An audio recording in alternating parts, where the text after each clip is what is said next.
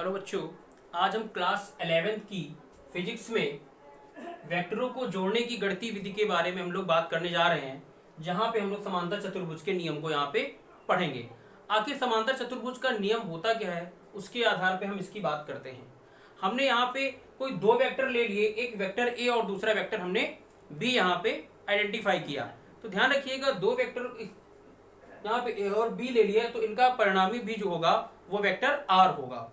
तो अगर समांतर चतुर्भुज के नियम में हम क्या करते हैं कि कोई दो वेक्टर ले लेते हैं। ध्यान दीजिएगा, अगर कोई भी दो वेक्टर हम यहाँ पे ले लेते हैं जिनको परिमाण और दिशा में समांतर चतुर्भुज की दो भुजाओं द्वारा प्रदर्शित किया जाए, यानी अगर दो वेक्टर लिए, वेक्टर ए और बी, इसको समांतर चतुर्भुज की दो भुजाओं द्वारा अगर इनको प्रदर्शित किया जाए तो इनका परिणामी जो होता है परिमाण और दिशा में इसके विकर्ण के द्वारा क्या होगा, प्रदर्शित होगा, जिनका मूल बिंदु जो होगा या प्रारंभिक बिंदु जो होगा वो एक ही होगा। ठीक, तो दो वेक्टर ए और बी ले लिए, इनका परिणामी, अब जैसे ये वेक्टर ए लिया तो इसको भी हम लोग वेक्टर ए मान सकते हैं। ये भुजा बी है तो इसके पैरेलल ही क्या होगी, भुजा आपकी बी होगी। तो इनका परिणामी जो होगा वो क्या होगा, वेक्टर आर होगा। क्या होगा, परिणामी जो होगा वेक्टर आर होगा। इसके आधार पे हम लोग समांतर चतुर्भुज के नियम को सत्यापित यहाँ पे करने जा रहे हैं कि किस प्रकार से इसको हम लोग सत्यापित करेंगे। तो यहाँ पे हम इनके नाम दे देते हैं P, ये Q और ये S हो गया। ठीक है, इसको सॉल्व करने के लिए यानी क्वेश्चन क्या आता है कि आपको ये भी पूछ सकता है कि prove that question R is equal to under root a square plus B square plus 2ab cos theta. ये आपको निकालने के लिए आएगा, तो आप इसको किस तरीके से सॉल्व करेंगे इसके बारे में भी हम लोग बात करते हैं। तो हमने क्या किया, इसको इस तरीके से सॉल्व नहीं किया जा सकता, तो हमने क्या किया, इस भुजा को थोड़ा सा आगे की ओर बढ़ाया और इसके ऊपर हमने क्या कर दी, एक परपेंडिकुलर लाइन जो है यहाँ पे इसके ऊपर हमने ड्रॉ कर दी, जिसको हमने नाम दे दिया एम। क्या नाम दे दिया, एम नाम जो है इसको हमने दे दिया। ठीक है, इसके बाद हम क्या करते हैं, इनके एंगल को भी मानते हैं। तो फिर एंगल को मानने के लिए हमने क्या मान लिया, इस पूरे एंगल ए और बी के बीच के एंगल को हमने थीटा और आर और ए के बीच के एंगल को हमने अल्फा मान लिया। तो ध्यान रखिएगा, अगर ये थीटा है तो ये एंगल भी कितना हो जाएगा, थीटा होगा, और ये कितना होगा, 90 डिग्री होगा।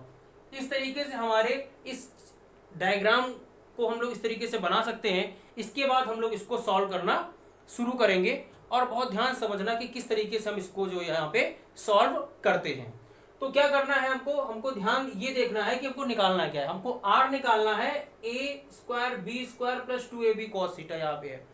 तो अगर इसका अंडर रूट हटाए तो आर स्क्वायर आ जाएगा। तो सिंपल सी बात, अगर हमको आर स्क्वायर लेके यहाँ पे आना है तो हम क्या करेंगे, एक बार या तो हम ये समकोण ले लेंगे या फिर हम ये वाला समकोण यहाँ से ले लेंगे। और किस प्रकार से समकोण यहाँ पे लेंगे इसको भी थोड़ा सा देख लेते हैं। तो जब हम समकोण त्रिभुज ये वाला पूरा ले लेते हैं तो इसको किस प्रकार से हम आइडेंटिफाई करते हैं, ध्यान दीजिएगा। अगर ये ए है तो ये भी ए है, अगर ये बी है तो ये भी क्या होगा, बी होगा। तो ध्यान दीजिएगा कि किस तरीके से हम इसको सॉल्व करना है हमको। तो यहाँ पे हम क्या करेंगे, पाइथागोरस की प्रमेय लगाएंगे, यानी पाइथागोरस थ्योरम यहाँ पे हम अप्लाई यहाँ पे करेंगे। तो पाइथागोरस प्रमेय क्या होती है, कर्ण का स्क्वायर इक्वल टू होता है लंब स्क्वायर प्लस आधार स्क्वायर। तो यहाँ पे हमारा कर्ण क्या है, OQ। तो यहाँ पे क्या कर देंगे, कर्ण की जगह ध्यान दीजिएगा, यहाँ पे कर्ण हमारा है OQ, तो यहाँ पे क्या कर देंगे, OQ का स्क्वायर। उसके बाद लंब क्या है यहाँ पे QM, आधार क्या है OM। तो यहाँ पे क्या हो जाएगा, OM का स्क्वायर प्लस QM का स्क्वायर आ जाएगा। अब देखिए, OM को अगर बात करते हैं तो इसको हम OP प्लस PM भी लिख सकते हैं। क्या लिख सकते हैं, OP प्लस PM। तो यहाँ पे OQ स्क्वायर आपका आ जाएगा OP प्लस PM का होल स्क्वायर प्लस QM का होल स्क्वायर। अब इसका होल स्क्वायर जब ओपन करेंगे किस फॉर्मूले से खुलेगा, ये a प्लस बी के होल स्क्वायर से ये खुलेगा, a square plus B square plus 2ab। तो ये हो जाएगा OP square plus PM square plus 2OP into PM plus OP into PM और प्लस QM स्क्वायर। ध्यान दीजिएगा, तो यहां पे हमारा आ गया OP और अब देखा जाए यहाँ पे तो आपको ओपी दिया गया है ए, ठीक है, और पी क्यू आपको दिया गया है बी, और ओ क्यू दिया गया है आपको आर, ठीक है। इस तरीके से इसको हमको देखना है। तो यहाँ पे क्या करेंगे, इनकी वैल्यू पुट कर देंगे, तो ओ बाद में करेंगे आराम से। तो ये हो जाएगा ओ क्यू का होल स्क्वायर, ये आ गया आपका।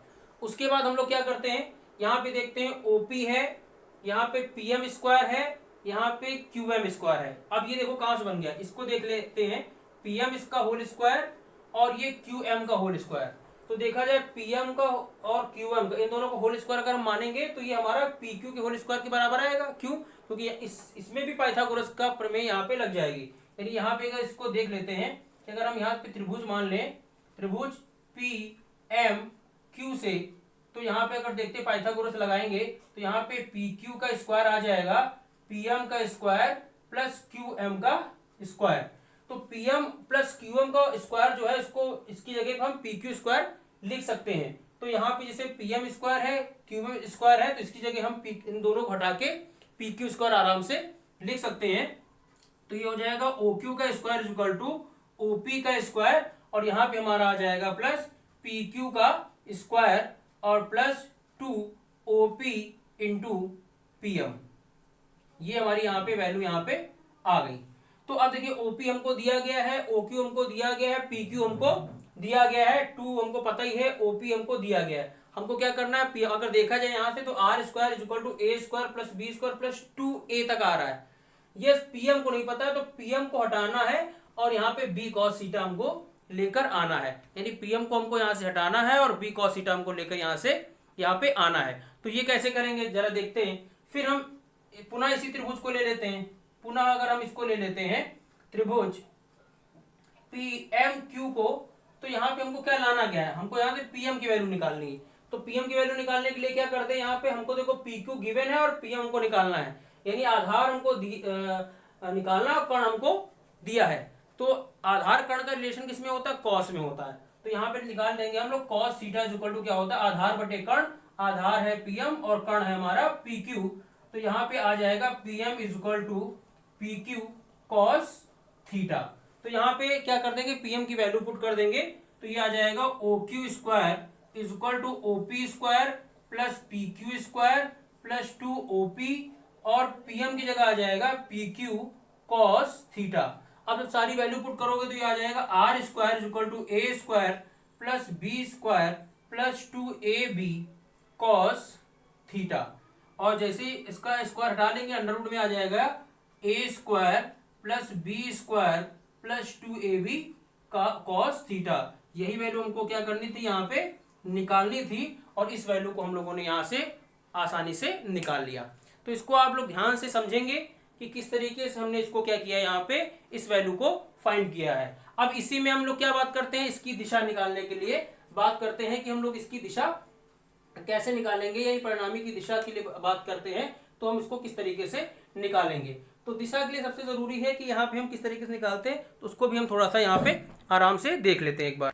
तो दिशा निकालने के लिए हम लोग बात क्या करेंगे, परिणामी आर की यहाँ पे हमको दिशा निकालनी है, यानी कि हम यहाँ से अल्फा के बारे में हम लोग यहाँ पे बात करेंगे कि किस प्रकार से हम लोग अल्फा की वैल्यू यहाँ से निकालते हैं। तो यहाँ पे भी हम लोग यहाँ पे समकोण त्रिभुज ले लेंगे, त्रिभुज ओ एम क्यू से।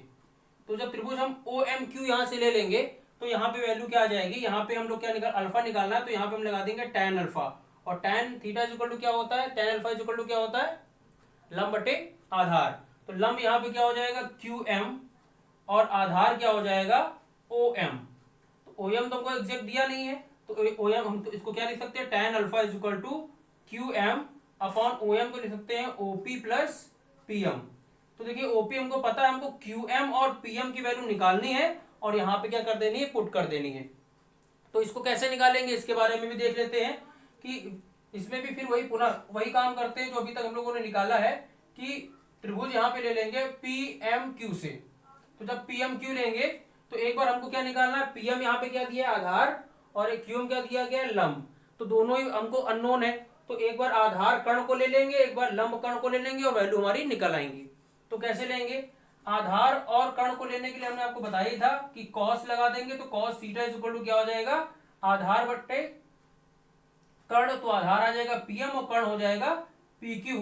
तो यहां से आपका पीएम इज इक्वल टू आ जाएगा पीक्यू कॉस थीटा। फिर पुनः हम त्रिभुज ले लेंगे पीएमक्यू को और यहां पे अब हम लगा देंगे साइन थीटा। तो sine theta is equal to होता है लंब बटे कर्ण। ठीक, तो लंब आपका दिया गया है क्यूएम और कर्ण दिया गया है पीक्यू। तो यहां से आ जाएगा QM is equal to PQ sine theta. अब ये वैल्यू क्या कर देंगे, यहां पे पुट कर देंगे। तो यहां पे आ जाएगा PQ sine theta upon OP plus PQ cos theta tan alpha is equal to. तो यहाँ पे tan alpha is equal to आ जाएगा आपका PQ दिया गया आपको R, PQ आपको B, तो ये आ जाएगा B sign theta upon A plus B cos theta. ये आपकी दिशा निकालने के लिए आ जाएगा अगर परिणामी R की दिशा आपको निकालने के लिए बोला जाता है। तो ये हमारा समांतर चतुर्भुज के नियम के आधार पे समांतर चतुर्भुज का नियम पढ़ा, उनके आधार पे R की वैल्यू और दिशा हमने परिणामी की निकाल के यहाँ पे आपको बताई है। ठीक, नेक्स्ट टॉपिक में हम लोग अदिश गुणनफल और सदिश गुणनफल के बारे में पढ़ेंगे और या फिर इनसे रिलेटेड कुछ भी न्यूमेरिकल्स के बारे में भी हम लोग पढ़ेंगे। आज के लिए इतना ही, थैंक यू।